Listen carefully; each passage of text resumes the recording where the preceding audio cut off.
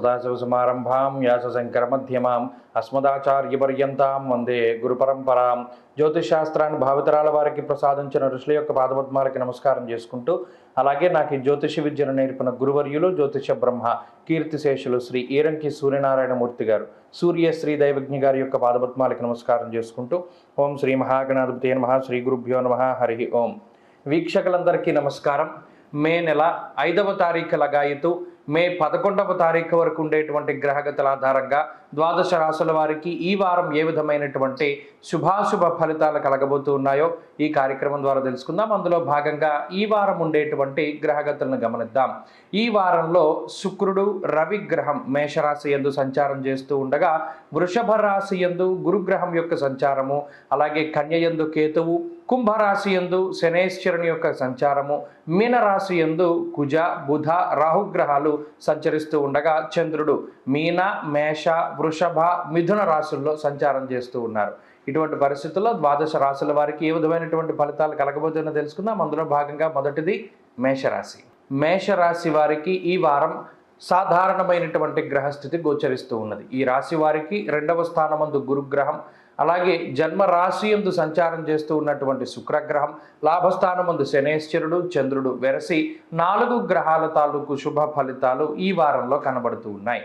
ప్రత్యేకించి జన్మ రాశి యందు ఉన్నటువంటి రవి గ్రహం ఈ వారంతో ఆ జన్మరవి యొక్క దోషం తొలగిపోతుంది కాబట్టి ఆ ప్రభావమే కొంత ఇబ్బంది పెడుతూ ఉన్నట్టు కనబడుతూ ఉన్నది. ప్రత్యేకించి కాలాతిక్రమ భోజన అన్నారు శాస్త్రమందు, అనగా ఈ వారంలో ప్రత్యేకించి మేషరాశి వారు కాలాన్ని అతిక్రమించి భోజనం చేస్తూ ఉండడము, అలాగే కొంత ప్రయాసలు ఎక్కువగా ఉంటూ ఉండడము, కొంత శరీరం అలసిపోతూ ఉండడము, అలాగే కొంత స్థాన చలనము అనగా దూర ప్రాంత సంచారము, ఉద్యోగరీత్యా వ్యాపార రీత్యా వేరే ప్రాంతానికి వెళ్ళవలసి వస్తూ ఉండడం లాంటి విషయాల్ని ఈ వారంలో చూడవచ్చును. అంతేకాక కొంత ఖర్చు అధికంగా ఉంటుంది.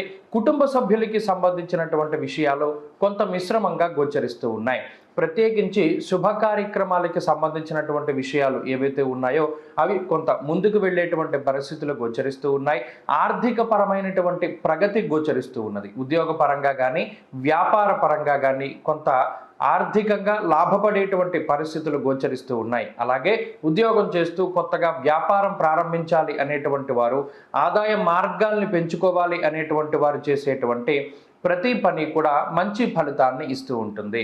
అంతేకాక ప్రత్యేకించి ఈ వారంలో మేషరాశి వారికి ఉండేటువంటి ఆరోగ్యపరమైనటువంటి సమస్యలు తగ్గుముఖం పట్టడం, సంతానానికి సంబంధించినటువంటి పురోగతి ఉండడం, అలాగే మానసికమైనటువంటి ప్రశాంతతను కూడా ఈ వారం చూడగలుగుతారు. ఉద్యోగపరంగా సానుకూలమైనటువంటి పరిస్థితులు గోచరిస్తూ ఉన్నాయి. వ్యాపార పరంగా మేషరాశి వారికి ఈ వారం చాలా లాభదాయకంగా నడుస్తూ ఉంటుంది. విద్యార్థులకి గ్రహగతులు చాలా సానుకూలంగా కనబడుతూ ఉన్నాయి. ప్రత్యేకించి ఆరోగ్యం పట్ల శ్రద్ధ పెట్టుకోగలిగితే, జన్మ రవి వ్యయ రాహు కుజుల యొక్క దోషాన్ని గనక కొంత దాటగలిగితే ఏకాగ్రత ఏర్పడుతూ ఉంటుంది. అలాగే స్త్రీలకు ప్రత్యేకించి ఈ గ్రహస్థితి మానసికమైనటువంటి చిన్నపాటి సమస్యల్ని సూచిస్తూ ఉన్నది. ప్రత్యేకించి కొంత శరీరపు అలసట, అలాగే అనారోగ్యపరమైనటువంటి విషయాల పట్ల స్త్రీలు ప్రత్యేకించి జాగ్రత్త వహించాలి.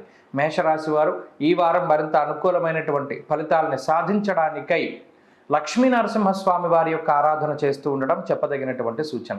లక్ష్మీ నృసింహ కరావలంబ స్తోత్ర పారాయణం లేదా శ్రవణం శుభ ఫలితాన్ని ఇస్తుంది. ఈ వారంలో కలిసొచ్చేటువంటి రోజు గురువారంగా చెప్పవచ్చును. అదృష్ట సంఖ్య 4, అదృష్ట వర్ణము పసుపు. తదుపరి వృషభ రాశి.